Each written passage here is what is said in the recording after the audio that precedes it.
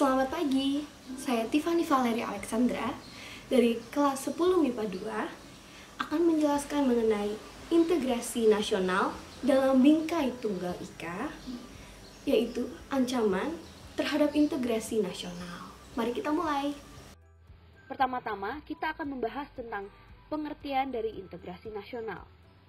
Jadi, integrasi nasional ini sendiri adalah suatu upaya untuk mempersatukan atau menggabungkan berbagai perbedaan pada kelompok budaya atau kelompok sosial di dalam suatu wilayah, sehingga membentuk suatu kesatuan yang harmonis di dalam Negara Kesatuan Republik Indonesia dengan semboyan Bhinneka Tunggal Ika.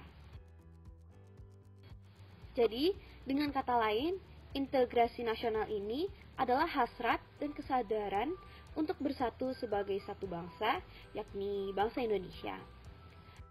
Integrasi nasional dalam masyarakat akan bisa terwujud apabila ada faktor-faktor sebagai berikut. Yang pertama, adanya rasa toleransi, saling menghormati, dan tenggang rasa. Yang kedua, terjadinya perkawinan campur antar suku. Yang ketiga, semakin pesatnya komunikasi dan transportasi antar daerah.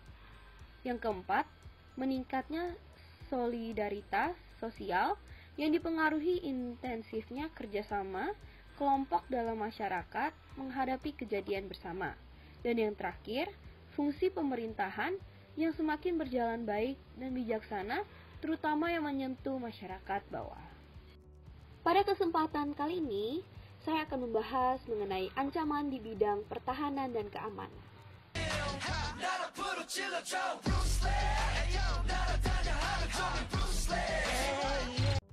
Wujud ancaman di bidang pertahanan dan keamanan umumnya berupa ancaman militer.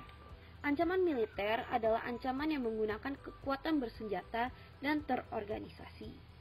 Ancaman militer membahayakan kedaulatan negara, keutuhan wilayah, dan keselamatan segenap bangsa. Berikut adalah beberapa ancaman militer. Ancaman militer ini telah dimasukkan dengan kasus-kasusnya. Ancaman militer yang pertama adalah agresi atau invasi skala agresi, ada yang besar hingga terendah. Invasi ialah bentuk agresi berskala paling besar dengan kekuatan militer bersenjata untuk menyerang dan menduduki wilayah suatu negara. Jadi, kasus yang pertama adalah agresi militer 1, yaitu pada tanggal 21 Juli 1947. Pada tanggal 21 Juli 1947, ibu kota NKRI lebih ramai dari biasanya. Belanda mengerahkan ratusan serdadu untuk mengambil alih paksa daerah-daerah di wilayah Sumatera dan Jawa yang menurut kesepakatan sebelumnya merupakan wilayah NKRI. Ban Mook menegaskan bahwa hasil perundingan Linggarjati yang resmi disepakati pada 25 Maret 1947 tidak berlaku lagi. Belanda punya perbedaan tafsir terkait status kemerdekaan NKRI dan juga hasil perundingan Linggarjati, sehingga agresi militer pun dilakukan oleh Belanda. Ancaman militer yang terakhir adalah pemberontakan bersenjata. Ancaman militer berupa pemberontakan senjata oleh pihak-pihak tertentu dari dalam negeri. Pemberontakan bersenjata bisa jadi disokong kekuatan asing, baik tidak terbuka maupun tertutup. Pemberontakan bersenjata melawan pemerintah Indonesia yang sah adalah bentuk ancaman militer yang dapat merongrong kewibawaan negara dan jalannya roda pemerintahan. Jadi, kasus yang kedua adalah serangan Jakarta pada tahun 2016. Jadi, serangan Jakarta tahun 2016 ini merupakan serangkaian peristiwa berupa sedikitnya 6 ledakan dan juga penembakan di daerah sekitar Plaza Sarinah, Jalan MH Tamrin di Jakarta Pusat, DKI Jakarta. Pada tanggal 14 Januari 2016. Ledakan terjadi di dua tempat, yaitu di daerah tempat parkir Menara Cakrawala, gedung sebelah utara Sarinah, dan sebuah pos polisi di depan gedung tersebut. Sedikitnya 8 orang, 4 pelaku penyerangan dan 4 warga sipil dilaporkan meninggal. dan 24 lainnya luka-luka akibat serangan ini. 7 orang terlibat sebagai pelaku penyerangan, dan organisasi negara Islam Irak dan Syam mengklaim bahwa bertanggung jawab sebagai pelaku penyerangan ini.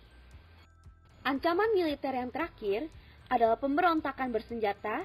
Ancaman militer berupa pemberontakan senjata oleh pihak-pihak tertentu dari dalam negeri.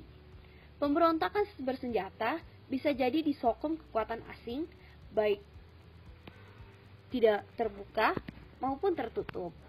Pemberontakan bersenjata melawan pemerintah Indonesia yang sah adalah bentuk ancaman militer yang dapat merongrong kewibawaan negara dan jalannya roda pemerintahan. Kasus yang terakhir adalah G30 SPKI. Peristiwa ini merupakan gerakan yang bertujuan untuk menggulingkan pemerintahan Presiden Soekarno dan mengubah Indonesia menjadi negara komunis. Gerakan ini dipimpin oleh D.N. Aidit yang saat itu merupakan ketua dari Partai Komunis Indonesia. Gerakan ini mengincar perwira tinggi TNI AD Indonesia. 3 dari 6 orang yang menjadi target langsung dibunuh di kediamannya, sedangkan lainnya diculik dan dibawa menuju lubang buaya. Ada 6 perwira tinggi TNI AD yang menjadi korban dalam peristiwa ini. Cara untuk mengatasi ancaman di bidang pertahanan dan keamanan adalah dengan membuat strategi untuk mengatasi ancaman di bidang pertahanan dan keamanan, yang tak lain adalah dengan membuat sistem Sishankam-Rata, di mana Sishankam-Rata ini adalah bentuk upaya dari Indonesia untuk menjaga pertahanan dan keamanan di negara dan mengatasi ancaman di bidang pertahanan dan keamanan.